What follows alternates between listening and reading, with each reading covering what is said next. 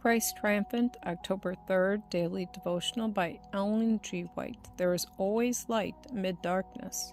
And behold, there was a great earthquake, for the angel of the Lord descended from heaven, and came and rolled back the stone from the door, and sat upon it. Matthew chapter 28, verse 2.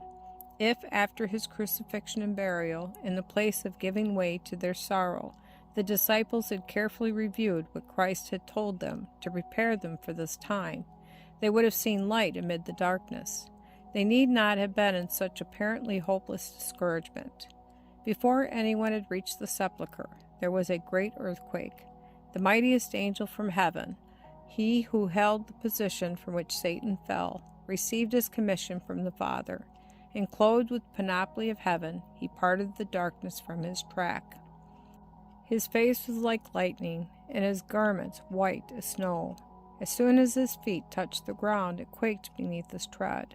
The Roman guards were keeping their weary watch when this wonderful scene took place, and they were enabled to endure the sight, for they had a message to bear as witnesses of the resurrection of Christ.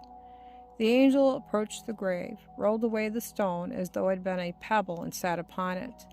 The light of heaven encircled the tomb, and the whole heaven was lighted by the glory of angels. Then his voice was heard, "Thy Father calls thee, come forth." Quoted by Ellen G. White. And Jesus came forth from the grave with the step of a mighty conqueror. There was a burst of triumph, for the heavenly family was waiting to receive him, and the mighty angel, followed by the army of heaven, bowed in adoration before him as he, the monarch of heaven, proclaimed over the rent tomb of Joseph, "I am the resurrection and the life." See John chapter 11, verse 25.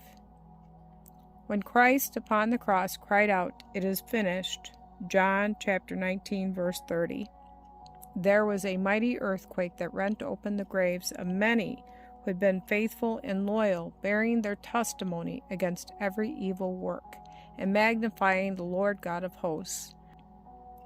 Now as the life-giver came forth from the sepulchre, proclaiming, "I am the resurrection and the life," he summoned these saints from the grave. When alive, they had, at the cost of their lives, borne their testimony unflinchingly for the truth.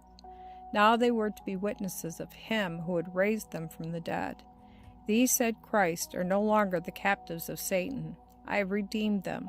I have brought them from the grave as the first fruits of my power, to be with me where I am, never more to see death or experience sorrow.